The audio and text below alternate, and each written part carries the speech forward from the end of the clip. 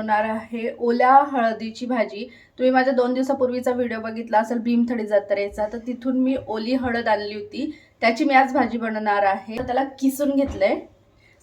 ओल्या हळदीची भाजी ही तुपातच बनवायची असते, तुपातच टेस्ट देते आणि तुम्हाला हवं तेवढं तुम्ही तूप याच्यात टाकू शकता, ज्या प्रमाणात तुम्हाला तूप हवं असेल। तेलाचा वापर अजिबात करायचा नाहीये। ही भाजी राजस्थानी स्टाईलची आहे, पण मी बनवणार आहे महाराष्ट्रीयन तडक्यामध्ये। तर इथं तूप गरम झालंय, याच्यामध्ये मी घालणार आहे फोडणीसाठी जिरं। त्यानंतर मी यात घालणार आहे ओली हळद। ह्या तुपामध्ये आपण हळदीला परतून घेऊया, जसं आपण गाजर परतून घेतो सेम त्या पद्धतीने। पहिले तुपामध्ये आपण याला छान असं सॉटे करून घेऊया।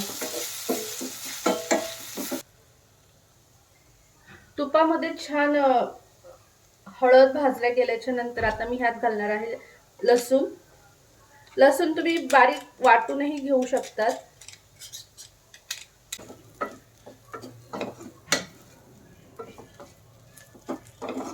या भाजीत अजिबात तेल टाकायचं नाहीये, तुपातच ही भाजी करायची आपल्याला।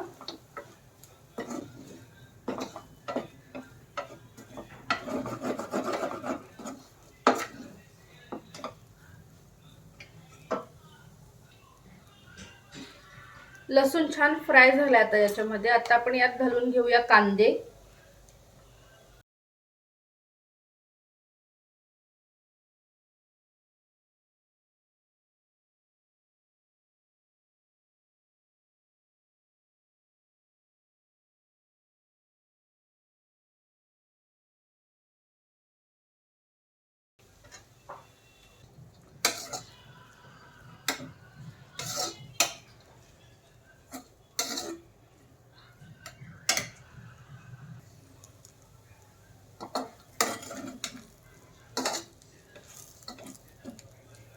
यात तुम्ही वाटाणेही घालू शकतात।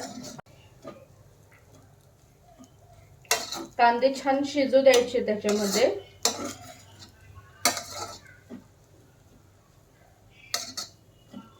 खूप छान असा फ्लेवर येऊन राहिलाय कांद्यांचा, लसूणचा, ओल्या हळदीचा, असं खूप छान असा फ्रेग्रन्स येऊन राहिलाय।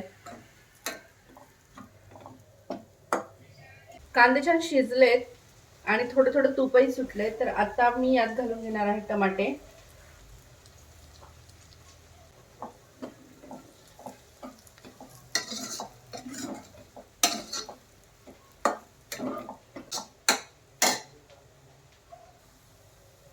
आता टमाटे सुद्धा खूप छान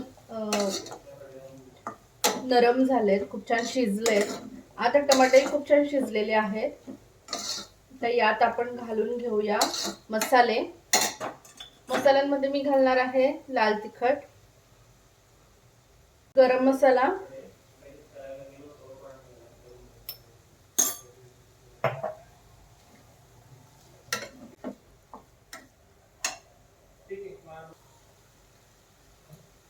आणि आता आपण यात घालून घेऊया कोथिंबीर।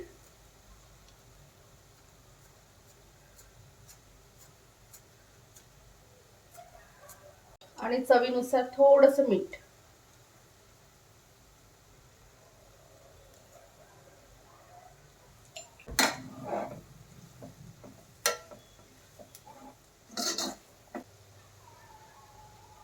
तर रेडी आहे आपली हळदीची भाजी।